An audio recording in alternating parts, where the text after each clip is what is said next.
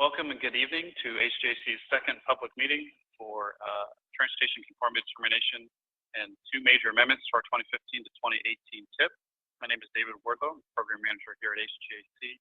I oversee the short-range planning activities, including development of the TIP. I've got a few opening remarks for you to overview what we're going to cover in today's presentation.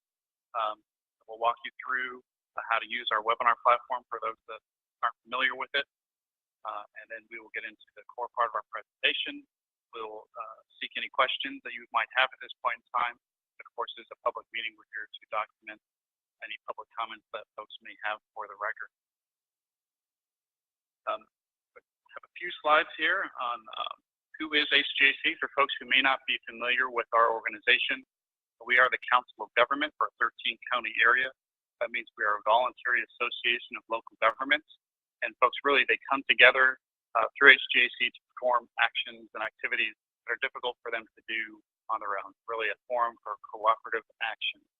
We're created by the state legislature, and our role is defined by the state and our local government members.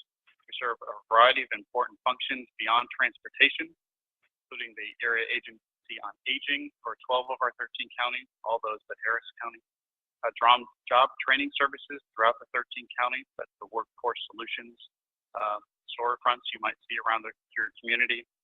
Gulf Coast 911 districts. We help support 8 of our counties in their 911 platforms and services, as well as a variety of cooperative purchasing, small business administration, and other activities.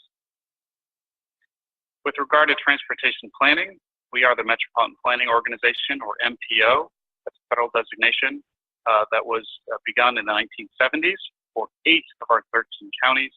That's Harris County and the 7 that surround it. Currently a population of 6.7 million folks. We cover the entirety of the Houston-Galveston district, as well as 2 counties, Liberty and Chambers, from the Beaumont district. There are 120 local governments within these 8 counties, and from an economic activity point of view, the largest ports on the Gulf Coast are within our 8 counties. Again, this is just a map of our planning area that illustrates the counties that we serve for transportation planning.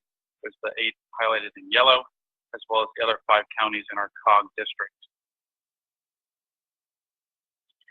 There are a number of functions that H-GAC as the MPO must perform.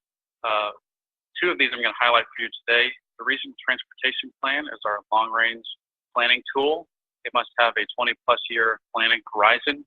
This document has to be updated every 4 years and really sets the framework, the policy statement for how transportation investment should be coordinated within our region. It reflects not just roadway improvements, but transit, bicycle pedestrian, freight, and other transportation infrastructure. It is financially constrained, which means that we must make an estimate in cooperation with TxDOT and our major transit providers of what resources we think will be available within that 20 to 25 years to invest in transportation. So it's really a prioritized statement of transportation investment for our 8 counties. And one of the reasons we're here tonight is to talk about transportation conformity and our consistency of our plans with air quality requirements that exist for both the long-range plan and our short-range TIP. So the TIP is a 4-year program of transportation projects. This is the second of the 2 federally required project lists, basically. And this is where we're assigning funding sources to the implementation of projects. We have to include projects that need a federal action in this document, so either a funding decision has been made or there's an environmental document, a permit is required, that kind of thing. But we also include other major projects within our region, even if there is no federal action. So for example, the Harris County Toll Authority and its work to continue to develop the Beltway 8 facility. They're going to widen that from 4 to 6 lanes. That will be a project that we would include in the TIP as well. As I stated, the long-range plan sets out policy direction for transportation investment. The TIP is where you would really see that come to fruition and see those particular projects moving forward for construction and implementation. It likewise is financially constrained, not just to available revenues, but again, it starts making that commitment of funds that are currently available. It is multimodal, just like the long-range transportation plan. It includes not just roadways, but transit, bicycle, pedestrian, freight, and other investments. And of course, it includes all the 8 counties, so it is multi-jurisdictional in nature.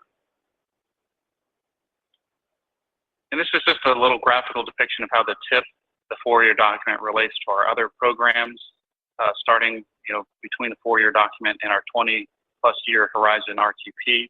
Recently, we've been working on a new state mandate, a 10-year plan. This aligns with TxDOT's already existing Unified Transportation Program. This is a 10-year document that, like the TIP, really articulates funding for particular projects. It is also the vehicle through which we work with TxDOT to articulate how much funding we expect to receive in various funding categories. Our experience has really been that the 4-year TIP is not really long enough for many of the development cycles of our projects. So the 10-year document is really an opportunity for us to help develop a longer pipeline of projects and articulate investment intent over a little bit longer period of time.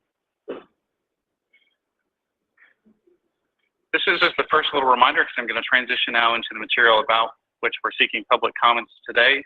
Our public comment period is now open, and it will close on April 15th at 5 p.m. You can send us written comments to the email address here, publiccomments@h-gac.com. You can fax them to us at the number shown, or you can, of course, send them in the physical mail. It's a public meeting, and we do accept oral comment as well for those that would prefer to do so. So the first area that we're highlighting today in public meeting is consistent with our public participation plan, seeking input on 2 major amendments to our TIP. This is where we're committing additional resources to projects that are not currently in the TIP. We're going to highlight those for you now. Amendment number 50 would program available federal and state bond funds for a couple of projects in our area. And amendment number 51 is really a concurrence with an action taken by the Texas Transportation Commission through their congestion relief initiative.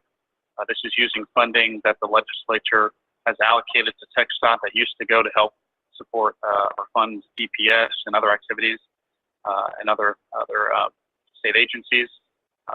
The Commission has articulated how they would like to invest that. A good chunk of it is going towards congestion projects in the largest metropolitan areas of the state. And we have a couple of projects to review with you. With regard to Amendment 50, there are 3 projects to highlight for you. Up in Montgomery County, the continuation of work on FM 1774. We have previously committed to funding just south of this project the overpass of the railroad and sort of a slight realignment of FM 1774 in the city of Magnolia. This continues that widening corridor up to the county line with the Waller County line. We've also committed to funding this through Waller County to the Grimes County line as well. A little bit further south in the center part of our region, almost within the central core of our area, along Hempstead Road from 610 and back towards almost to I-10, a variety of intersection improvements. These are largely focused along intersecting facilities. There's the parallel railroad, the UP rail line there along the corridor, and these improvements will address safety and other mobility issues along that corridor. Again, this is parallel to US 290, so improvements to Hempstead Road are very important to provide an alternative travel path when there are incidents on 290 and during the construction and things like that. Also along this corridor on Hempstead and extending to Washington Avenue is the completion of a widening project. This will involve widening out to 6 lanes there, and it will support, improve safety and mobility in that area. For folks familiar with this particular area, there's an underpass under the railroad there that's very narrow, and there's no accommodation for pedestrians or anything like that. This project will rectify that with wider lanes, and I believe a pedestrian accommodation to make safe travel in their area much more feasible. The next amendment we're going to review with you, again, is amendment number 51. This is the Transportation Commission's funding awards to our region. On the western part of our region, I-10 West in Waller County, from FM 359 west to the Brazos River, continues the 6th laning of I-10. 359 is about where the lanes drop from 6 to 4 lanes. this will continue that to the river crossing. The state is interested in continuing this work beyond the Brazos River, potentially to Cleveland and parts beyond, as a major kind of economic development project. There's a lot of truck travel on this corridor, and safety is not the best at the moment. On I-45 South, there's funding that will help advance some of the initial work extending down from NASA 1 bypass. This corridor is already under construction today, a little bit north of here in Harris County, and H-GAC has committed other resources that will continue this reconstruction and widening south all the way through Galveston County, essentially to Galveston Island. This funding is letting us advance some of that work faster than we would otherwise be able to do it, and gets us really across the river into Galveston County. The third major project to highlight here is the interchange. It's very close to our offices here at H-GAC. This is 610 and Interstate 69 West interchange, and this involves the complete reconstruction of the interchange, all the direct connectors. Some of the frontage road improvements will be made, as well as the 610 main lane bridge will be reconstructed as well. This is largely to facilitate safety improvements, and those that are familiar with the interchange, each of those direct connectors bottlenecks down to a couple of lanes and weaving approaching these interchanges is quite poor. So these improvements will help to rectify that situation and alleviate congestion that occurs each morning and evening in the peak periods. We're now going to transition into talking about our transportation conformity determination.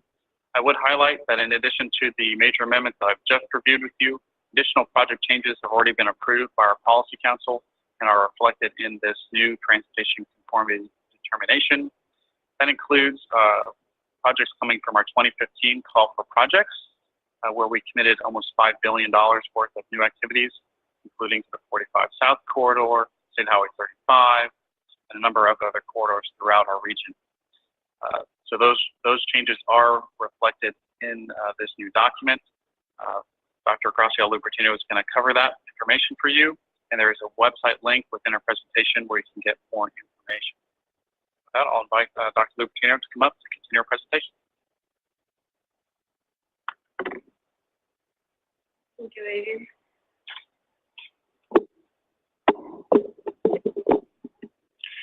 Okay, as you know, our 8-county region is in non-attainment for the 8-hour ozone standard. And as a consequence, all the emissions coming from our transportation plan must conform to the latest revisions of the emission budget for mobile sources coming from our air quality state implementation plan. In our case, right now, we have to conform all the amendments done to the 2040 RTP and its SIP, that is the 2015-2018 SIP, to the air quality budgets coming from the state implementation plan. Here is just to show you the ozone, the 8-hour ozone design value, and how during the years it has been going down, but it's actually right now around 80 ppb, which is above the 8-hour, the 2008 8-hour ozone standard, which is 75 ppb. And the latest ozone standard is the 2015 ozone standard, that is at 70 ppb. But we have not been having any designation for this latest standard so far. Okay, for our calculations, we use the latest planning assumptions as well as the latest air quality model released by EPA. In this case, we use MOVE 2014A that was released by EPA on November 2015. And in this model, all the new regulations are going into effect, like the Tier 3 new engine emission standards and new gasoline standards beginning in 2017 that reduce nitrogen oxides and volatile organic compounds a lot, as well as the new greenhouse gas regulations that go from 2014 to 2025. And all these regulations are on light-duty vehicles and medium-duty vehicles, as well as heavy-duty vehicles. Here are our air quality results, And the years that we calculated were selected according to the conformity rule. And the budgets are coming from nitrogen oxides and volatile organic compounds because ozone is not being emitted, but ozone is being formed in the atmosphere by chemical reactions between nitrogen oxides and volatile organic compounds in the presence of light. So then as a consequence, what we need to control are nitrogen oxides and volatile organic compounds in order to control ozone. So you can see that the budgets coming from the state implementation plan are for nitrogen oxides and volatile organic compounds, and our emissions coming from the plant are well below the emission budget. The emissions are in tons per day, and the emissions are calculated for our whole region, the 8 counties. And this is another view of how our emissions compare to the budget for NOx and for volatile organic compounds.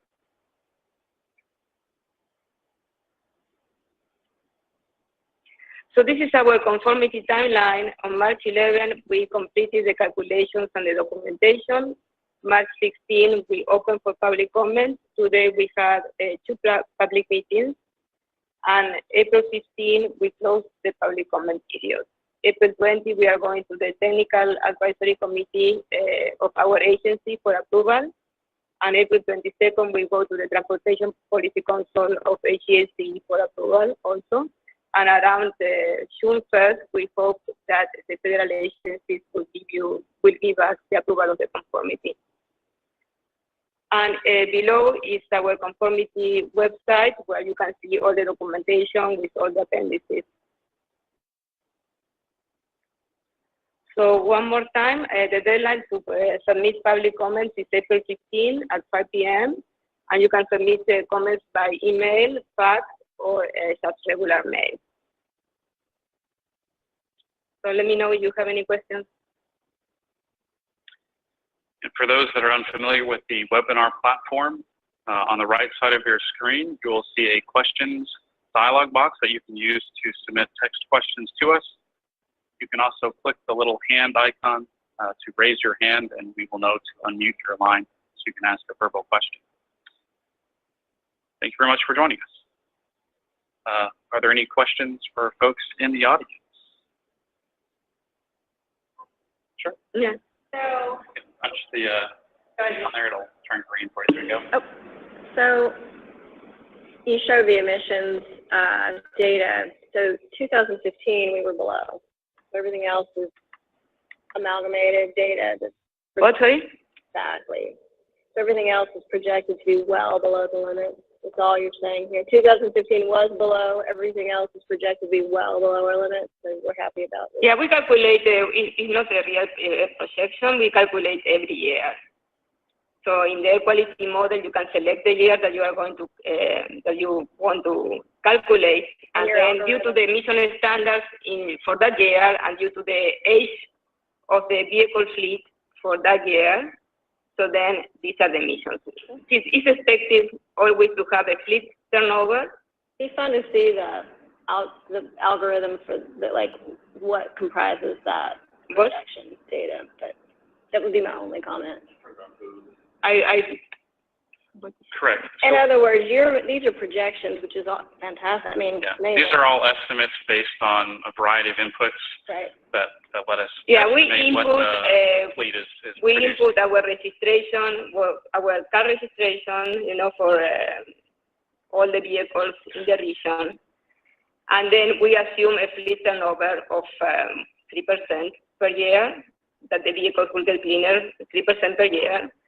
And then because due to all these new federal rules, and so as a consequence, the emissions are much less. Thank you. Mm-hmm.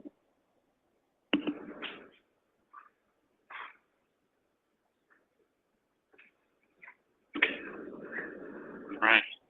At this time, we don't have anybody else logged in through our webinar platform. So we'll stick around and informally answer any other questions that folks might have. But we will go ahead and close the webinar part of our presentation at this time. Thank you all for joining us.